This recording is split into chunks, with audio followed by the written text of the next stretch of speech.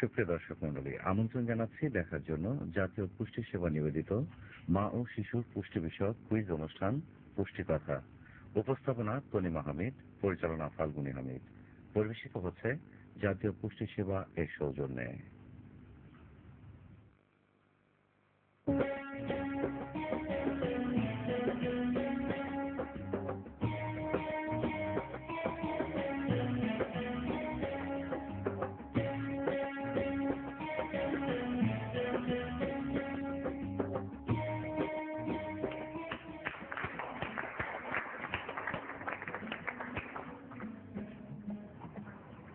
প্রিয় দর্শক, শুভেচ্ছা, স্বাগতম আমাদের পুষ্টি কথা অনুষ্ঠানে।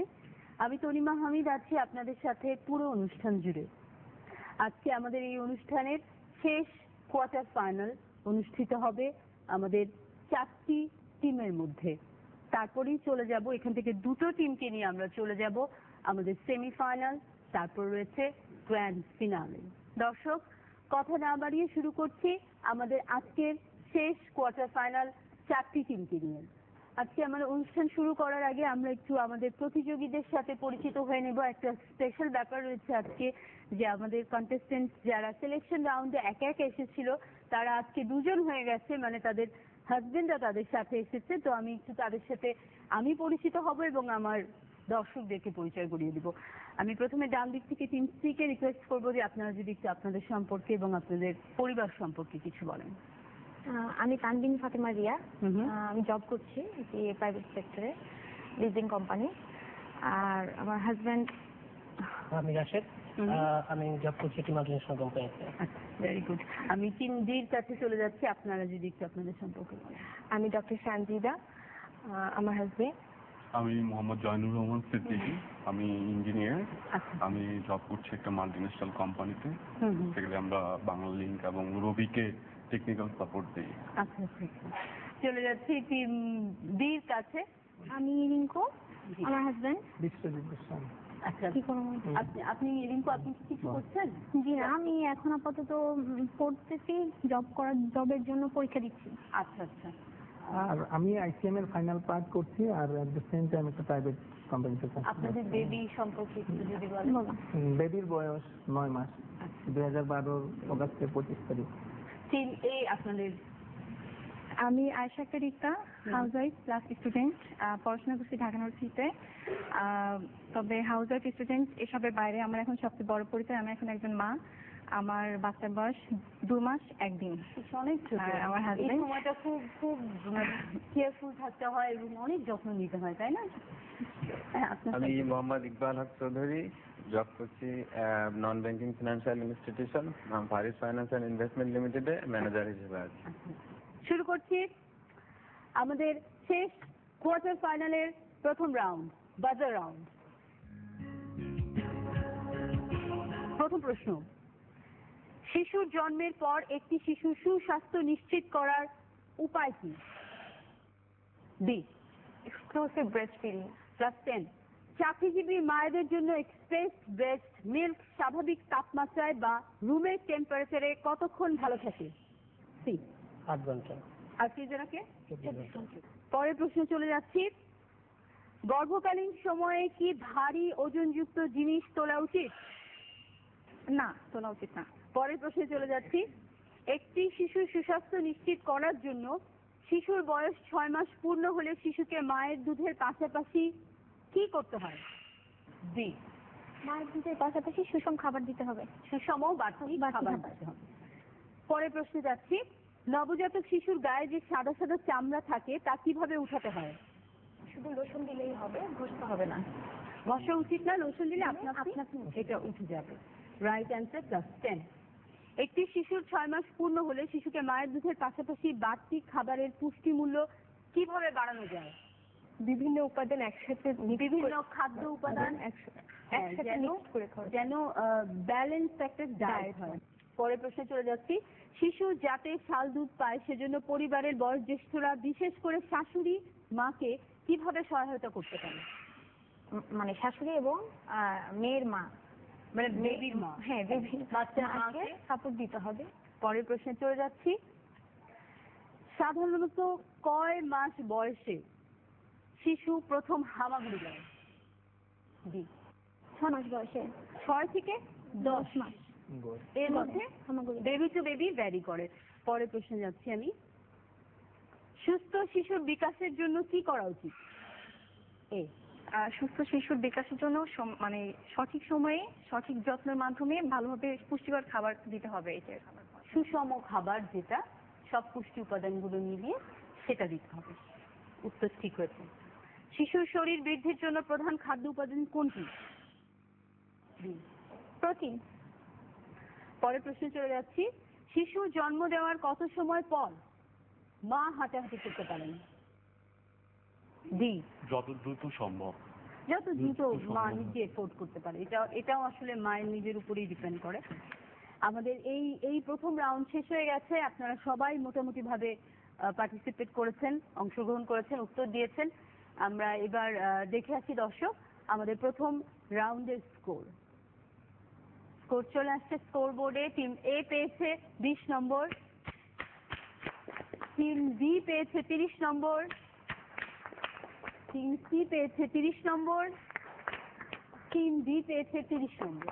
আমি যেমনটা বলছিলাম দর্শক, যে আমাদের প্রত্যেক প্রতিযোগী বা প্রত্যেকটা টিমই কম বেশি উত্তর দিয়েছে। স্কোর বোর্ড দেখলেই আপনারা দেখতে পাবেন যে 3 জন একই পয়েন্টস পেয়েছেন, আরেকজন মাত্র 10 কম পেয়েছেন, যেটা বাকি যে 3টা রাউন্ড আছে আপনারা ইজিলি সেখান থেকে তুলে নিতে পারবেন, তাই না?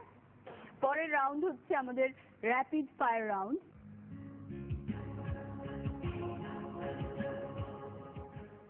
এই রাউন্ডে আমি প্রত্যেকটা টিমকে 30 সেকেন্ড করে সময় দেবো আলাদা আলাদা ভাবে, এবং প্রশ্ন করব। আপনারা যত বেশি প্রশ্নের উত্তর দিতে পারবেন তত পয়েন্টস পাবেন। কোনো উত্তর যদি মানে প্রশ্ন শুনে মনে হয় যে উত্তর জানেন না, টাইম না নিয়ে চিন্তা না করে পাস বলে দিবেন, তাহলে আপনাদের টাইমটা সেভ হয়ে যাবে। ঠিক আছে, আপনারা বুঝতে পারছেন? প্রত্যেকটা উত্তরের জন্য 10 নম্বর করে পাবেন, আর ভুল উত্তর দিলে কোনো কিচ্ছু মাইনাস নেই। হ্যাঁ, এইটাই হচ্ছে এই রাউন্ডের মজা। ঠিক আছে, আমি শুরু করছি আমাদের র্যাপিড ফায়ার রাউন্ড। আমি শুরু করব টিম এ কে দিয়ে। আপনাদের সময় শুরু হচ্ছে এখন। শিশুদের খাবার কত ডিগ্রি সেলসিয়াসের উপরে গরম করতে হয়? 60 ডিগ্রি সেলসিয়াসের উপরে। সাধারণত 2 বছরে কয়টি দাঁত ওঠে? 16টি। শিশু কত মাস বয়সে সাধারণত প্রথম হামাগুড়ি দেওয়া শেখে? সাধারণত 6 মাস। শিশুকে শাল দুধ দিলে জন্মের পরপরই জন্ডিস হবার সম্ভাবনা কম থাকে, কথাটা কি ঠিক? হ্যাঁ। শিশু জন্মদানের পর কতক্ষণ মায়ের হাসপাতালে অবস্থান? কমপক্ষে 24 ঘন্টা। কমপক্ষে। শিশু জন্মের পরপরই শাল দুধ না দিয়ে চিনি মধু দেওয়া কি ঠিক? আমি যেহেতু প্রশ্নটা একদম শেষ পর্যায়ে এসেছি, আমি ওনার উত্তর না, ঠিক না। একদমই ঠিক না। আপনি অনেকগুলো প্রশ্নের উত্তর দিয়েছেন এবং সব ঠিক দিয়েছেন।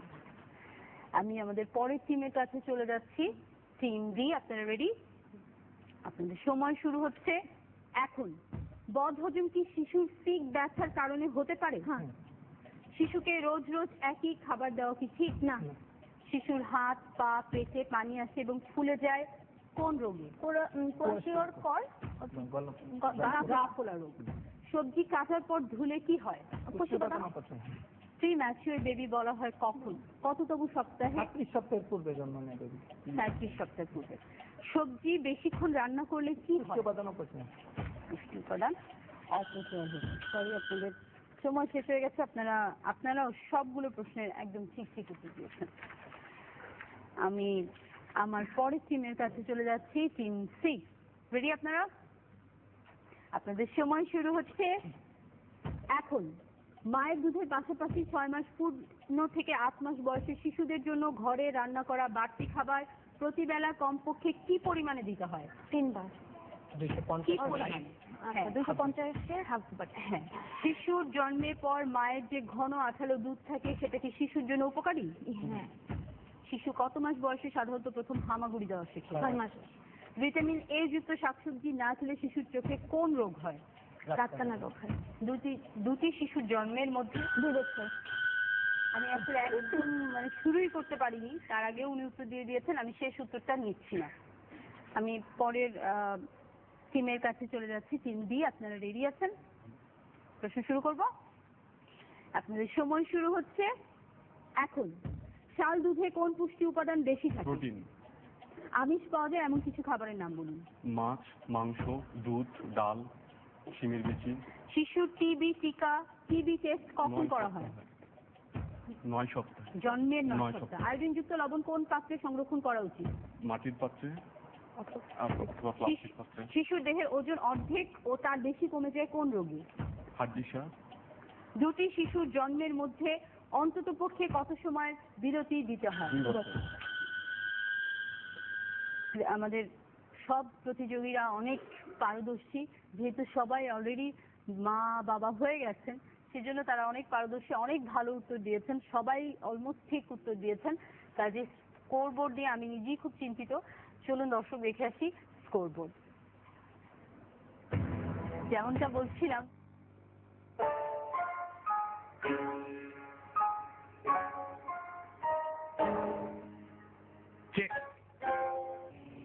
এইবার রাজা সামলাও। মা আমি ভাত হয়নি। দেখি দেখি। এসো দাদু, আমার কাছে এসো।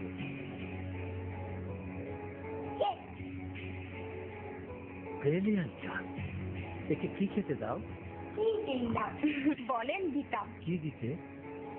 জন্মের 1 ঘন্টার মধ্যে শাল দুধ, 6 মাস পর্যন্ত শুধু মায়ের দুধ, আর 6 মাস থেকে 2 বছর পর্যন্ত মায়ের দুধের পাশাপাশি ঘরে তৈরি বাড়তি খাবার। বাজারের কোনো গুঁড়া দুধ না, চিপস না, জুস না, চকলেট বা বিস্কুটও না। খাবার সময় আয়োডিনযুক্ত লবণ, সাথে ঘরের তৈরি পায়েস মিষ্টি জাতীয় খাবার। শিশুর মেধা বিকাশের জন্য 2 বছর পর্যন্ত মায়ের দুধের পাশাপাশি এই যথেষ্ট। শিশু বারুক পুষ্টিতে, জগৎ হাসুক সৃষ্টিতে। যেমনটা বলছিলাম যে সবাই এত ভালো উত্তর দিয়েছে এবং ডিফারেন্স এত কম। টিম এ পেয়েছে 80 নম্বর, টিম বি পেয়েছে 90 নম্বর, টিম সি পেয়েছে 70 নম্বর, টিম ডি পেয়েছে 90 নম্বর। আপনারা সবাই অনেক ভালো খেলছেন, অনেক তাড়াতাড়ি করে আপনারা নম্বরগুলো পেয়ে যাচ্ছেন। আমিও তাড়াতাড়ি করে পরের রাউন্ড শুরু করে দিই। পরের রাউন্ড হচ্ছে অডিও রাউন্ড।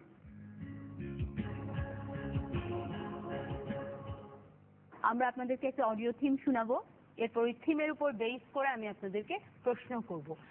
এটা বাজার রাউন্ড, আপনাদেরকে বাজার প্রেস করে উত্তর দিতে হবে। আমার প্রশ্ন শেষ হওয়ার পর, শেষ হওয়ার আগে প্রশ্নটা আগে থেকেই বুঝে ফেলে আপনারা যদি কেউ বাজার প্রেস করেন, সেই উত্তরটা আমি নিতে পারবো না। প্রত্যেকটা সঠিক উত্তরের জন্য আপনারা পাচ্ছেন 10 নম্বর করে, আর ভুল উত্তরের জন্য এখানে 5 নম্বর কাটা যাবে। শুরু করি তাহলে, আমরা অডিওটা একটু শুনে নিই। শিশুকে বুকের দুধ প্রদানকালে মা ও শিশুর সঠিক অবস্থান ও সংস্থাপনের উপরই নির্ভর করে শিশু পর্যাপ্ত পরিমাণে বুকের দুধ পাচ্ছে কিনা। এজন্য দুধ খাওয়ানোর সময় মায়ের আরামদায়ক অবস্থান নিশ্চিত করতে সহযোগিতা প্রদান করতে হবে। মায়ের বুকে শিশু সঠিকভাবে লেগে থাকা গুরুত্বপূর্ণ, কারণ শিশু মায়ের বুকে ভালোভাবে লেগে থাকলে মায়ের দুধ সহজে চুষতে পারে ও যথেষ্ট পরিমাণে টেনে খেতে পারে। এতে করে মায়ের বুকে দুধের পরিমাণও বাড়বে। শিশু মায়ের বুকে সঠিকভাবে লেগে না থাকলে সহজে দুধ টেনে খেতে পারবে না, ফলে পেট ভরবে না, কান্নাকাটি করবে, ঠিকভাবে বাড়বে না ও মা মনে করবে তার বুকে যথেষ্ট পরিমাণে দুধ নেই।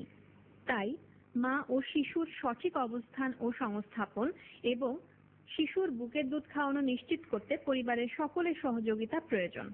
শুনেছেন আপনারা সবাই অডিওটা মন দিয়ে? মায়েদের জন্য খুবই জরুরি একটা অডিও ছিল।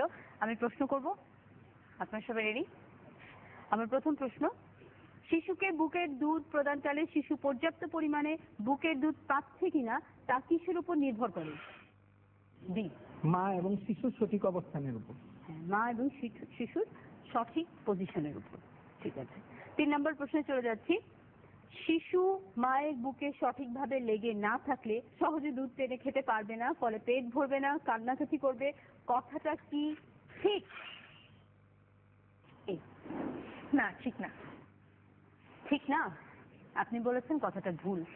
আমি বুঝতে পারি নাই। শিশুকে বুকে দুধ প্রদানকালে মায়ের বুকে শিশু সঠিক লেগে থাকা গুরুত্বপূর্ণ কেন? ডি, পজিশন যদি ঠিক না থাকে তাহলে সেটা বাচ্চা ঠিক মতো করে তাক করতে পারবে না, বাচ্চার পেট ভরবে না, কান্নাকাটি করবে। এই জন্যই মা এবং সন্তানের পজিশন দুজনে। দুধ খাওয়ানোর সময় মায়ের আরামদায়ক অবস্থান নিশ্চিত করা জরুরি কেন? ডি, মায়ের আরামদায়ক অবস্থান নিশ্চিত করা জরুরি এই কারণে যে যদি সঠিকভাবে মানে মা এবং বেবি সঠিক অবস্থায় না থাকে তবে সঠিকভাবে দুধ সে খেতে পারবে না। পরের প্রশ্নে চলে যাচ্ছি, শিশু কান্নাকাটি করলে প্রাথমিক অবস্থায় কি বুঝতে হবে? বি, পেট ভরে নিয়ে হ্যাঁ, ছোট শিশুরা যখন কান্নাকাটি করে অন্যান্য জিনিস যদি কোনো সমস্যা না থেকে থাকে তাহলে বুঝতে হয় যে তার পেট ভরেনি। পরের প্রশ্নে চলে যাচ্ছি, কিভাবে মায়ের বুকের দুধের পরিমাণ বাড়বে? মানে যখন সে ফিড মানে বাচ্চাকে দুধ খাওয়াবে তখন তার অবস্থান এবং বাচ্চা জানি তার বুকের সাথে লেগে থাকে, তাহলেই বাচ্চা দুধ ঠিক মতো চুষে খেতে পারবে। উত্তর সঠিক হচ্ছে +10। আমাদের অডিও রাউন্ড শেষ হয়ে গেছে, চলুন আমরা স্কোরটা দেখেছি। স্কোর চলে আসছে। এই রাউন্ডে এসে দেখা যাচ্ছে যে আপনাদের নাম্বারের মধ্যে একটু ডিফারেন্স আছে। এ আপনারা পেয়েছেন 75 নাম্বার, টিম বি পেয়েছে 130 নাম্বার, টিম সি পেয়েছে 70 নাম্বার। আপনারা এই রাউন্ডে কোনো উত্তর দেন নাই। টিম ডি পেয়েছে 100 নাম্বার। দর্শক, চলে যাচ্ছে আমাদের শেষ কোয়ার্টার ফাইনালের শেষ রাউন্ডে, যে রাউন্ডের নাম আমরা দিয়েছি মেমোরি টেস্টিং রাউন্ড।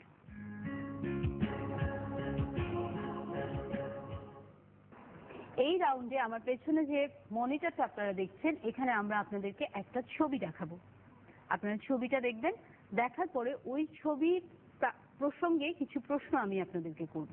আপনাদের যদি মনে হয় যে আপনারা উত্তর দিতে পারবেন তাহলে বাজার প্রেস করে আমাকে উত্তরটা দিবেন। প্রত্যেকটা ঠিক উত্তরের জন্য 10 নম্বর করে পাচ্ছেন, ভুল উত্তরের জন্য 5 নম্বর করে কাটতেই হচ্ছে, কিছু করার নাই, রুল। কাজেই আপনারা রেডি আছেন? আমরা তাহলে মনিটরে দেখে নেই।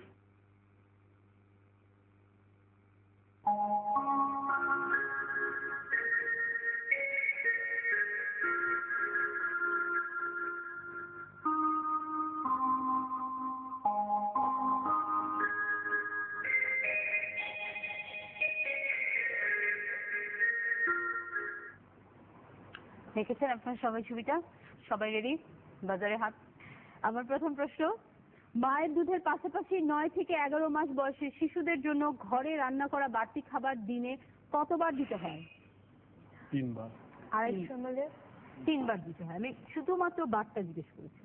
মায়ের দুধের পাশাপাশি 9 থেকে 11 মাস বয়সী শিশুদের জন্য ঘরে রান্না করা বাড়তি খাবার প্রতি বেলা কমপক্ষে কি পরিমাণে দিতে হয়? কমপক্ষে 3 বার। কি পরিমাণে দিতে হয়? 250 মিলির আধা বাটি। হ্যাঁ। পরের প্রশ্ন, মায়ের দুধের পাশাপাশি 6 থেকে 8 মাস বয়সী শিশুদের জন্য ঘরে রান্না করা বাড়তি খাবার প্রতি বেলা কমপক্ষে কি পরিমাণে দিতে হয়? 250 মিলির হাফ বাটি। 250 মিলি হাফ বাটি। পরের প্রশ্নে যাচ্ছি, মায়ের দুধের পাশাপাশি 6 থেকে 8 মাস পূর্ণ বয়সী শিশুদের জন্য ঘরে রান্না করা বাড়তি খাবার দিনে কমপক্ষে কতবার দিতে হয়? 2 বার। 2 বার দিতে হয়। আচ্ছা, পরের প্রশ্নে যাচ্ছি, মায়ের দুধের পাশাপাশি 12 মাস থেকে 24 মাস বয়সী শিশুদের ঘরে রান্না করা বাড়তি খাবার দিনে কমপক্ষে কি পরিমাণে দিতে হয়? 250 মিলির পুরো বাটি 3 বার। দর্শক, আমাদের এরই সাথে আমাদের কোয়ার্টার ফাইনালের সবগুলো রাউন্ড শেষ হয়ে গেল। চলুন স্কোর দেখে নিই। টিম এ পেয়েছে 75 নাম্বার, টিম ডি পেয়েছে 160 নাম্বার, টিম সি পেয়েছে 80 নম্বর, টিম ডি পেয়েছে 110 নম্বর। দর্শক, আপনারা যেমনটা জানেন যে আমাদের এই 4টা টিমের মধ্যে থেকে সেমিফাইনালে চলে যাবে 2টা টিম, যারা স্কোর বোর্ড অনুযায়ী সর্বোচ্চ নাম্বার পেয়েছে, যে 2টি টিম। আর যারা সর্বোচ্চ নাম্বার পায়নি, যে 2টো টিম, সেই 2টো টিমকে আমাদের মধ্যে থেকে আজকে আমাদেরকে ছেড়ে, আমাদের অনুষ্ঠান ছেড়ে চলে যেতে হবে। আপনাদের 2টো টিমের জন্যই রয়েছে আমাদের অনুষ্ঠানের তরফ থেকে ছোট্ট একটু উপহার। সেই উপহারটি আপনাদের হাতে তুলে দিবেন আমাদের আজকের অনুষ্ঠানের শেষ পর্বে যিনি আসছেন সেই বিশেষ অতিথি। তার গায়কী, তার সুরের মাধুর্য আমাদের কানে সবসময় লেগে আছে। তিনি অত্যন্ত গুণী একজন শিল্পী, আমার আপনার সবার কাছে অত্যন্ত প্রিয় একজন মুখ, অত্যন্ত শ্রদ্ধেয় একজন মানুষ। তিনি আমাদের মাঝে উপস্থিত হচ্ছেন। তিনি হচ্ছেন রফিকুল আলম।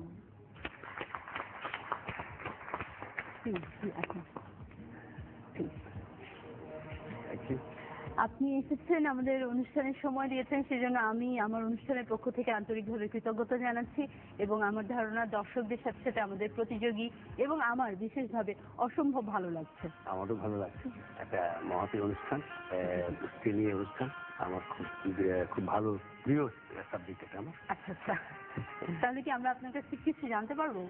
মানে তাহলে তো অনেক বেশি কথা বলতে হবে। এইটুকু বলতে চাই যে একটা তথ্য দেই যে ওয়ার্ল্ড হেলথ অর্গানাইজেশন বাংলাদেশে পুষ্টির বিষয়ে বেশ প্রশংসনীয় একটা স্থানে তুলেছে, যে এখানে পুষ্টি নিয়ে কাজ হচ্ছে এবং শিশু মৃত্যু হার এখানে অনেক কমে গেছে এবং এই বিষয়ে সচেতনতাও বেড়েছে।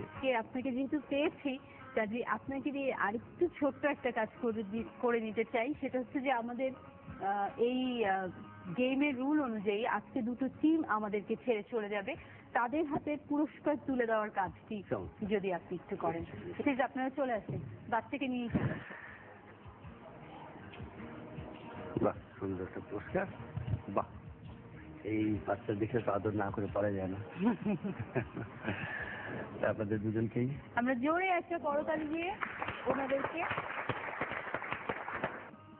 বাহ বাহ, আচ্ছা, জোরে করতালি হয়ে যায়। থ্যাংক ইউ বলো। একটা কথা তো মানে আসলে অভিনয়ের শিল্পীরা যখন কোথাও যায় বা নৃত্য শিল্পীরা যখন কোথাও যায়, তখন তাদেরকে আসলে যে কথাটা কখনো বলা হয় না যে একটু নেচে দেখান তো, নাটক করে দেখান তো। সঙ্গীত শিল্পীদের বেলায় কিন্তু সেটা হয় না। না মানে আর আসলে মাপ পাবো না, আমি নিজেই মাপ পাবো না যদি আমি আপনাকে এই অনুরোধটা না করি। আমি খুব ইচ্ছে করছে এই দু লাইন গাইতে। গানটা লিখেছেন গাজী মাজহারুল আনোয়ার সাহেব এবং সুর করেছেন আমাদের প্রয়াত সুরকার সত্যদা। আমারই গাওয়া একটা গান, বাংলাদেশ টেলিভিশনে প্রথম পেয়েছিলাম গানটা, অ্যালবামে আছে। গানটা এরকম: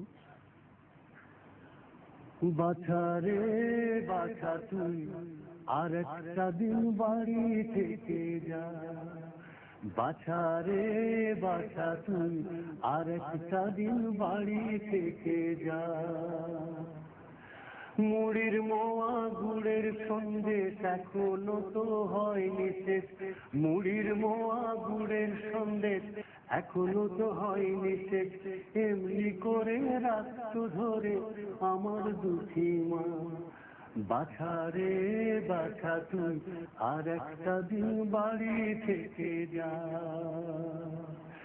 বাছা রে বাছা তুই আর একটা দিন বাড়ি থেকে যা। কি চমৎকার কথা, মায়েরা কি চমৎকার কথা। আপনাকে আবারও অসংখ্য ধন্যবাদ জানাচ্ছি, আমাদের অনুষ্ঠানে আপনি এসেছেন এবং সময় দিয়েছেন, সেজন্য অসংখ্য ধন্যবাদ আপনাদেরকে এবং সমস্ত আয়োজকদেরকে আমার পক্ষ থেকে কৃতজ্ঞতা এবং ধন্যবাদ। পুষ্টিকর খাবার মানে কিন্তু শুধু দামি দামি খাবার বা অনেক দাম দিয়ে কিনে নিয়ে আসা বড় মাছ বা মাংস নয়। পুষ্টিকর খাবারটি হয়তো রয়েছে আপনার আঙিনায়, হয়তো রয়েছে আপনার পাশের মাঠে। কেমন? হয়তো আপনার আঙিনায় রয়েছে একটা কুমড়ো মাচান, সেই কুমড়ো মাচান থেকে আপনি কুমড়ো নিয়ে আসতে পারেন, আপনার বাচ্চাকে খাওয়াতে পারেন। হয়তো রয়েছে আপনার বাড়ির পাশে কচু শাক, এগুলো খাওয়াতে কিন্তু খুব বেশি টাকার প্রয়োজন হয় না, কিন্তু পুষ্টি উপাদানের দিক থেকে মাছ মাংসের চেয়ে এগুলো কোনোভাবেই কম নয়।